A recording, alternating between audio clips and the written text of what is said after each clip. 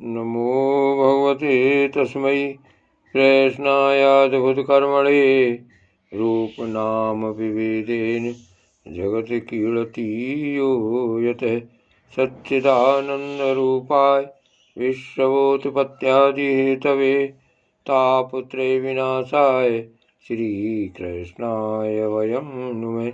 श्रीमद्भागवत महापुराण द्वादश स्कंद अध्याय 12वां।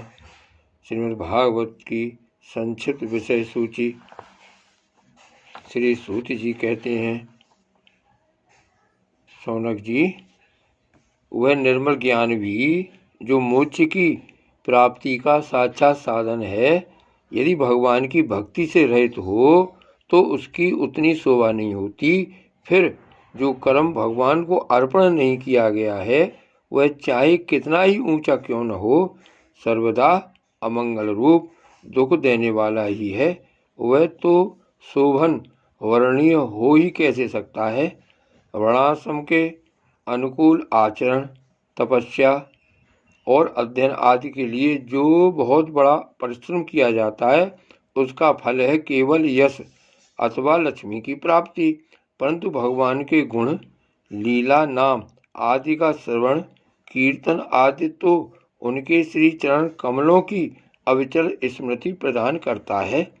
भगवान श्री कृष्ण के चरण कमलों की अविचल स्मृति सारे पाप, ताप और अमंगलों को नष्ट कर देती और परम शांति का विस्तार करती है। उसी के द्वारा अंतःकरण शुद्ध हो जाता है, भगवान की भक्ति प्राप्त होती है एवं पर वैराग्य से युक्त भगवान के स्वरूप का ज्ञान तथा अनुभव प्राप्त होता है। शौनकादिक ऋषियों, आप लोग बड़े भाग्यवान हैं, धन्य हैं, धन्य हैं, क्योंकि आप लोग बड़े प्रेम से निरंतर अपने हृदय में सर्वांतर्यामी, सर्वात्मा, सर्वशक्तिमान आदिदेव, सबके आराध्य देव एवं स्वयं दूसरे आराध्य देव से रहित नारायण भगवान को स्थापित करके भजन करते रहते हैं।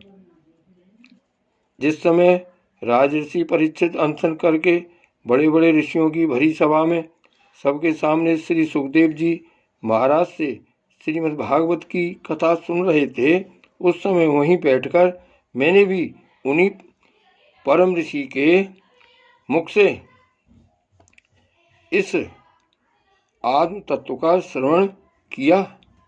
आप लोगों ने उसका स्मरण कराकर मुझ पर बड़ा अनुग्रह किया।